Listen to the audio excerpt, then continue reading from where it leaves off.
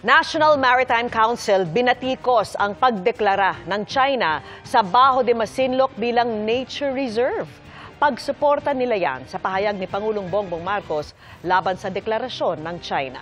At nakatutok si Ivan Mayrina. Sa harap ng mga kapwa world leader sa ASEAN East Asia Summit kabilang si Chinese Premier Li Qiang, ipinarating ni Pangulong Bongbong Marcos ang protesta ng Pilipinas sa pagdeklara sa Bajo de Masinloc bilang nature reserve ng ating kapitbahay sa Hilaga.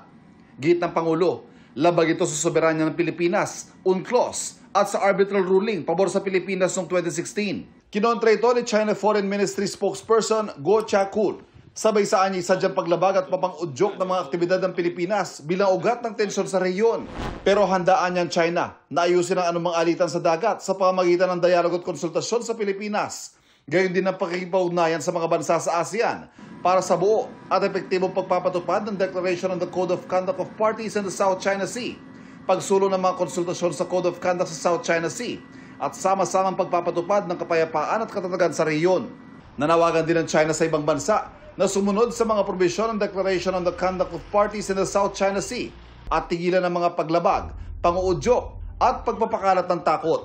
Ang deklarasyon na ginawa ng China nitong September 12, isa sa mga iniulat ng National Maritime Council na pinakamahalagang pangyayari sa ikatlong quarter ng 2025. The Declaration of Reserve is the height of China's hypocrisy. Kinalbo nila yung Scarborough Shoal, and yet they claim that they are the stewards of the marine environment. Mula Hulyo, Agosto at Setyembre, tila naging normal na ang tuloy-tuloy at agresibong aksyon ng China na patuloy namang pinapalaga ng Pilipinas. Sa isang punto ay nauwi pa yan sa banggaan ng dalawang barko ng China nang tangkain nilang ipitin at banggain ng BRP Suluan ng Philippine Coast Guard noong Agosto. Binuguhan din nila ng tubig ang barko ng Pilipinas.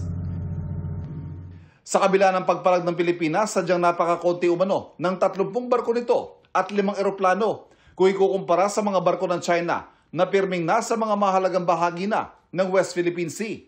27 ang average sa mga barko ng China sa Pag-asa Island kada araw, 10 naman sa Ayungin Shoal, 14 sa Bajo de Masinloc at 11 sa Escoda Shoal. Average yan, kaya may mga araw na higit pa rito ang bilang nila. Gayunman, ayon sa National Maritime Council, The Philippines will never yield an inch of its territory or a drop of its maritime rights even to a superpower. Ngayong taong ito, umabot na sa 49 ang mga diplomatic protest na inihain ng Pilipinas kaugnay sa mga aksyon ng China sa West Philippine Sea. Ipagpapatuloy din daw ang mga maritime cooperative activity kasama ang ating mga kaalyadong bansa para ipakita sa buong mundo na hindi nag-iisa ang Pilipinas at nasa panig nito ang batas at ang suporta ng international community. Para sa GMA Integrated News, Ivan Mayrina, nakatutok, 24 oras.